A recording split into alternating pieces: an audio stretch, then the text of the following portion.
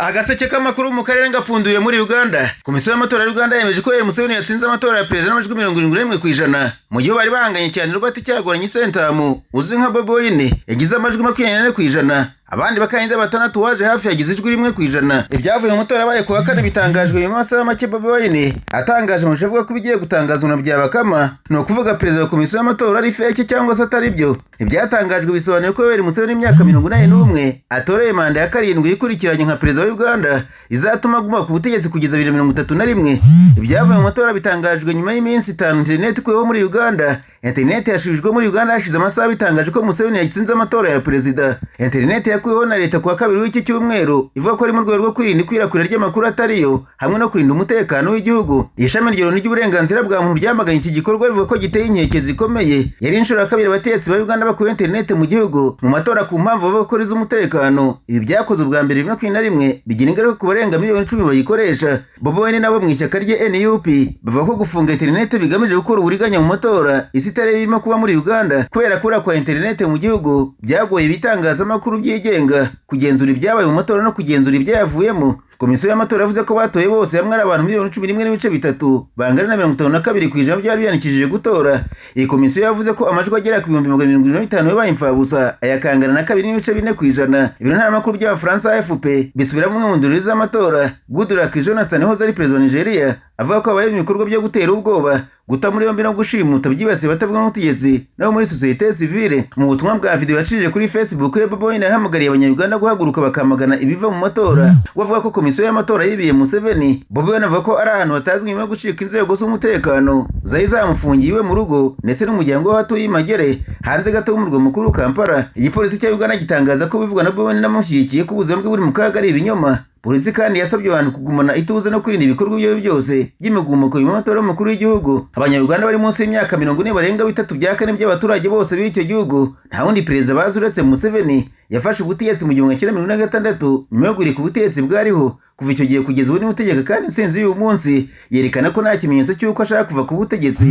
Igihe amaze ategeka igihugu cyaranzwe n'igihe kirekire cy'amahoro n'iterambere rifatika aribyo benshi batuma bamushima. Ku rundi ruhande w'umunengo uvuga ko yakomeje guhundira ubutegetsi akoresheje uburyo bwo gucecekesha abatavuga rumwe nawe no guca intege inzego zigenga. Yigeze kubwira ikinyamakuru cy'Abongereza BBC ati nitwizere igihe manda z'umukuru w'igihugu zigomba kumara. Ibi yabivuze nyuma gutsinda amatora kuri manda ya gatanu. Urugendo rwa Museveni rwatangiye mu 1944 avukira mu muryango w'aborozi b'inka mu gace ka Ankole mu majyepfo akiri uburengerazuba bwa Uganda. Museveni yakuze mu gihe Uganda yarwaniraga ubwigenge bwayo ku Bwongereza bikurikirwa n'igihe cy'ubugome n'imvuru byatewe n'umutegetsi bwa Milton Obote ndetse na Idi Amin Dada. Mu myaka myinshi Museveni ntazi itariki y'amavuko. Mu nyandiko yanditse ku buzima bwe bwite ati twari ibibazo bikomeye byakiraga ubuzima bwacu mu kaga nko kwicwa gusaburwa n'ibindi. Ntitwari dufite umwanya wo kwita ku bintu nk'ibyo by'amatariki y'amavuko. Mu 1967 Museveni yavuye muri Uganda ajya kwiga muri kaminuza ya Dar es Salaam muri Tanzania aho yize ubukungu n'ubumenyi bwa politike. Afashimangira umubano wihariye n'abanyeshuri bari bafite ibikorwa bya politike baturukaga mu bihugu bitandukanye by'akarere. Izina rya Museveni ryatangiye kumenyekana cyane mu myaka za 70 nyuma yo guhirika ubutegetsi bikozwe na Idi Amin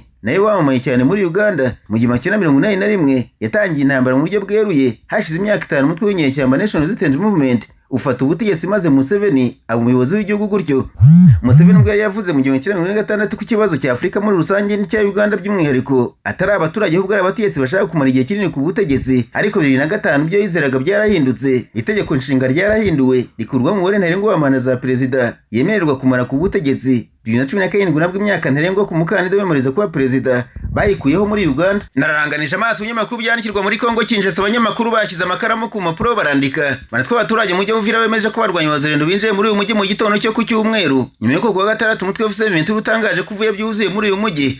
Amwe mu mashusho akwiriye kumwe mbaga agaragaza barwanya Wazalendo bakiriwe mu byishimo n'amwe mu baturage bo muri uyu mujyi anagaragaza ibikorwa by'ubusabuzi byabaye nyuma yo kugenda ko barwanya FCM. Umwe mu bategetsi b'intara y'Amajyepfo akoreraga muri Uvira uri mu mujyi wa Karemi utifuje gutangazwa amazina yabwiye BBC ko yaho amakuru yemeza ko Wazalendo bagarutse muri uyu mujyi wa Uvira ko nabo bategereje amabwiriza avuye kuba bakuriye icyo bagomba gukora. Mu butumwa bwanditse umutegetsi wongeyeho ati nuko byitondera cyane abadukuriye baranze bagenzure neza niba M23 bivuga ari ukuri kuko si ubwa mbere bavuze nk'ibi. Kuwa gatandatu ahagaze hagati mu mujyi wa Uvira Lawrence Kanyuka uvugira umutwe wa M23 yasomye itangazo ko bavanye byuzuye muri uyu mujyi umutwe wa nyuma w'ingabo w'indorerezi no gukurikirana. Yavuze ko uyu mutwe ari wo wacungaga umutekano w'abaturage muri uwo mujyi utegereje kuwushyira gushyikiriza ingabo zitabogamye. Amwe mu mashusho yatangajwe yerekana imirongo y'abarwanyi M23 bava mu mujyi wa Uvira ku mugoroba ku wa gatandatu mu ntangiriro z'ukwezi gushize kubuza umutwe M23 wafashe Uvira, aho binjiye nta mirwano ibaye. Nyuma y'imirwano ikaze yari imaze iminsi ibera mu duce twegereye umujyi yarangiye ingabo za leta Wazalendo n'ingabo z'u Burundi bahunze berekeza mu majyepfo. Izo ngabo hamwe na leta ya Kinshasa bavuga ko abarwanyi M23 bafashwa mu ntambara n'ingabo z'u Rwanda RDF. Ibyo byemezo kandi n'inzobere Loni leta y'u Rwanda yirabihakana, ivuga gusa ko yafashe ingamba zo kwirinda. Nyuma y'iminsi itanu M23 yatangaje ko igiye kuva muri uwo mujyi ku busabe bw'ubuhuza bwa leta z'ubumwe za Amerika, ndetse nyuma yerekana amashusho y'abarwanyi bawo bari kuhava. Leta ya Kongo hamwe na Washington ariko bavuze ko M23 itigeze iva muri Uvira.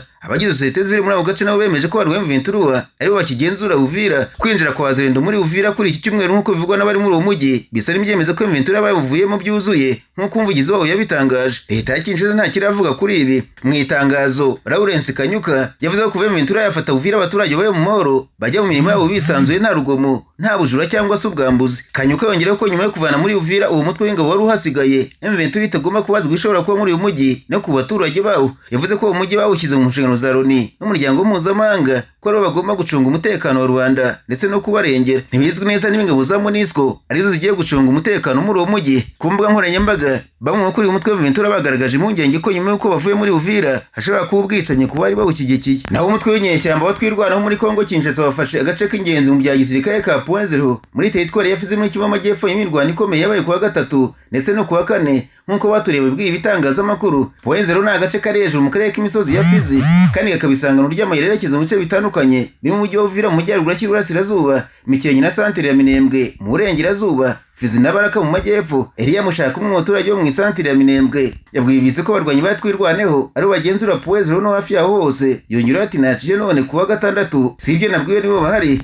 Ku wa kane umutwe watwirwana ukorana n'uwo M23 watangaje ko urimo kurwana n'ibitero by'ingabo za leta y'abafatanyabikorwa bazo muri ako karere. Bimwe mu binyamakuru muri Kongo byavuze ko imirwano ikomeye yabaye ku wa gatatu no ku wa kane yatewe n'ibitero abarwanyi batwirwana M23 bagabye ku binjiro by'ingabo za leta mu bice turimo Point0 no hafi yaho barwanira gufata imisozi y'ingenzi mu bya gisirikare muri ako gace. Ikinyamakuru Actualité kivuga ko abarwanyi batwirwana bafatanyije M23 bafashe agace ka Point0 n'inkengero zaho ku wa gatanu y'imirwano ikomeye n'ingabo za leta zifatanyije na Wazalendo. Iki kinyamakuru gisaba isoko y'amakuru yo mu gisirikare bivuga ko ku wa gatanu ingabo za leta none zagabweho igitero na twirwaneho zikaganzwa zikava muri ako gace zerekeza ahitwa Murima. Bisagereje kuvugisha umuvugizi w'ingabo za leta n'uwo twirwaneho ariko ntibyashobotse. Impande zombi zisanzwe zishinjanye kuba rumwe ari rwo rutangira imirwano rutera urundi. Intambara yatangiye mu mpera za 2021 ubwo umutwe wa M23 wongeye guhagurukira munsi y'ikirunga cyasabye inyuma muri Kivu ya ruguru nyuma yo kuva ko watewe n'ingabo za leta mu birindiro byawo ahitwa Canzu na Runyonyi. Uruhande rwa leta rwavuze ko ubwo barwanyi ari bateye baturutse muri Uganda bagaca mu kirunga cyasabye inyo bagafata utwo duce twombi. Imihate yo guhagarika intambara kugeza ubu ngubu nta kirageraho. Mushaka yavuze ko imirwano ikomeye cyane yabaye ku wa kane muri kariya gace k'imisozi ya Fizi yatumye abantu benshi bava mu ngo zabo barahunga. Ati ku wa kane habaye intambara zikomeye cyane, imbunda zino niziremereye twazumvaga turi hari iwacu mu Minembwe byari bikomeye. Ku wa gatanu nibwo twumvise ko twirwana bafashe Point0. Mu kwezi kwa 11 abanyamurenge bakoze imyigaragambyo muri santere ya Minembwe bamagana ingabo z'u Burundi n'izigihugu cyabo cya Kongo ko zafunze amarero yose ava iwabo agera Uvira aho usanzwe bakora ibyangombwa nkenerwa bidahingwa. Imyigaragambyo yavuga ko izo ngabo zafungiye amayira mu masangano ya Point0 n'ahitwa mu Mikarati n'ahandi. Iki gihe umuvugizi w'igisirikare cy'u Burundi yabwiye bisi ko nta basirikare b'Abarundi bari muri ako karere ahubwo bari ahitwa Muramvya, Mugeti n'Amajembwe. Kugeza ingabo z'u Burundi ziri mu burasirazuba bwa Kongo ku masezerano y'ubufatanye bw'ibihugu byombi mu kurwanya imitwe y'inyeshyamba. Burundi, Kongo na bashinja igisirikare cy'u Rwanda kwinjira muri Kongo ufashe mu M23 gukorana na twirwaneho. U Rwanda ruhakana ibyo birego rukavuga ko gusa rwafashe ingamba zo kwirinda. U Rwanda, M23 twirwanaho na Loni nabo bashinja ingabo za Kongo n'iz'u Burundi gufatanya n'inyeshyamba za FDLR zirwanya ubutegetsi bwa Kigali. Ibyo ruhanira rwo ruhakana. Mushaka yavuze ko gufata Point0 ari inkuru nziza ku baturage ba Minembwe na Mikenke bamaze amezi menshi bafungiye inzira nziza zo kugera mu mujyi wa Uvira. Iyi mirwano irimo kuba mu gihe leta ya Kinshasa iri mu muhate muke w'ibiganiro hagati y'Abanyekongo. Ibiganiro Angola, Togo hamwe n'ubumwe bwa Afurika bashobora kugiramo uruhare nk'abahuza. Ibi ni nyuma y'uko imihate yo kugera ku mahoro ya Washington na Doha kugeza ubu nta musaruro iratanga habera intambara.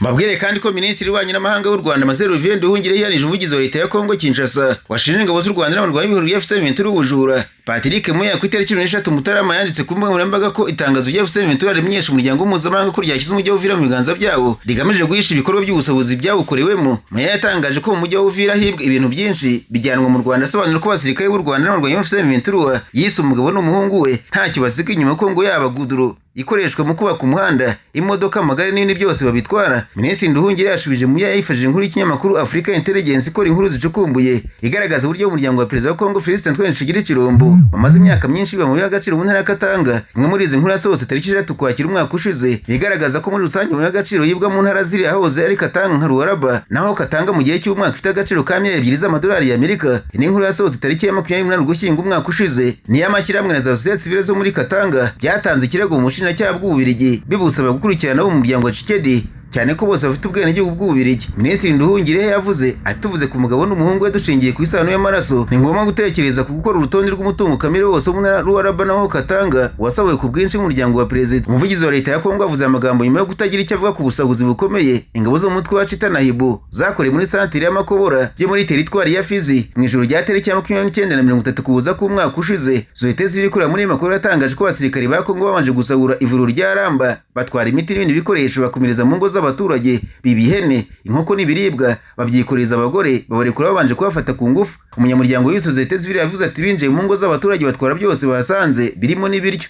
Bategetse abagore kwibatwaza bataha nyuma yo kubafata ku ngufu. Muya yavuga ko umuco w'ubujura utamenyerewe muri Kongo, nyamara bizwi hose ko mu byashigishije igisirikare cy'iki gihugu harimo ubujura n'ubwambuzi bikorwa n'abasirikare bacyo no ku manywa y'ihangu. Hanyuma ariko mu ijoro ryo kuwa gatandatu rishyira ku cyumweru abashinzwe umutekano muri Kongo Kinshasa bataye muri yombi Obe Minaku, vice perezida w'ishyaka Parti du Peuple pour la Reconstruction et de la Démocratie, yahoze ari ishyaka riri ku butegetsi riyobowe na Joseph Kabila. Iki gikorwa cyabereye mu rugo rwe bwite Kinshasa nk'uko amakuru yemejwe n'amasoko menshi agera mu bitangazamakuru arimo begera abanyapolitiki n'ababyiboneye avuga. Impamvu yayo ifatwa rye ntiratangazwa ku mugaragaro n'ubuyobozi, ariko bije mu gihe amakimbirane akomeje kwiyongera hagati ya leta n'abafitanye isano n'ubutegetsi bwahozeho nk'uko ikinyamakuru Actualités cyabyanditse. Obe Minaku wahoze ari perezida w'inteko ishinga amategeko ya Kongo akaba n'umuntu hafi wa Joseph Kabila Kabange yajyanwe ahantu hatazwi mu masaha ya 6 z'ijoro. Abashinzwe umutekano basabye ko amazina yabo atatangajwe bagaragaje iki gikorwa ko cyabaye nta rugomo, n'ubwo inzu ya Minaku yari ikikijwe n'abagize umutwe w'ingabo zidasanzwe benshi. Ishyaka PPRD ntacyo riratangaza ku mugaragaro kuri iki gikorwa. Irifatwa rije mu gihe yakomeje gukurikiranwa mu nkiko abahoze ari abambari ba perezida Joseph Kabila. Mu byumweru bike bishize Manuel Ramazani Shadari, umunyamabanga uhoraho wa PPRD akaba n'umukandida watsinzwe amatora ya perezida 2018, nawe yarafashwe n'ubu akomeje gufungirwa ahantu hatazwi. Ibi bikomeje kuba kandi mu gihe hashize amezi 6 Kabila ubwo akatiwe urwo gupfa n'urukiko rwa gisirikare. Uwahoze ari umukuru w'igihugu kuri uri mu buhungiro yaburanishijwe adahari, ashinjwa ibyaha birimo gushyigikira inyeshyamba za M23, ndetse Kinshasa imufata nk'umuyobozi nyawe w'izi nyeshyamba, nubwo abamushyigikiye bagaragaje ko ari urubanza rushingiye kuri politiki. Agaseke k'amakuru mu karere ngapfunikire nkunda abanyamakuru bakozeje ba muri no barandika. Manisiko Perezida Evariste Ndayishimiye w'Urundi yatanze icyifuzo cy'uko ingabo ziri mu butumwa bw'amahoro muri Kongo Kinshasa zashyirwa ku mipaka y'u Rwanda kugira ngo rugire icyizere cy'uko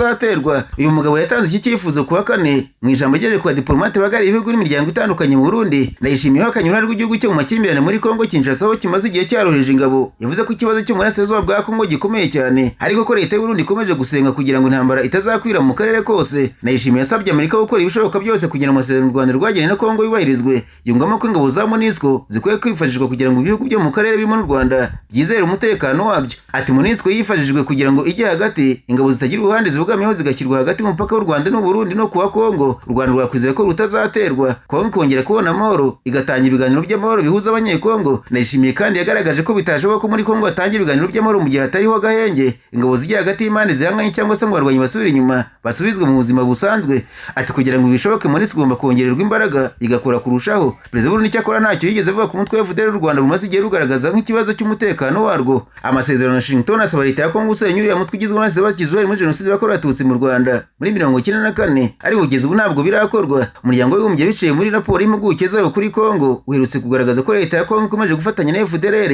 mu ntambara irwanamo n'umutwe wa M23. Impande zombi kandi zifatanya urugamba n'ingabo z'u Burundi, dore ko iki gihugu gifite ku butaka bwa Kongo izirenga 20,000.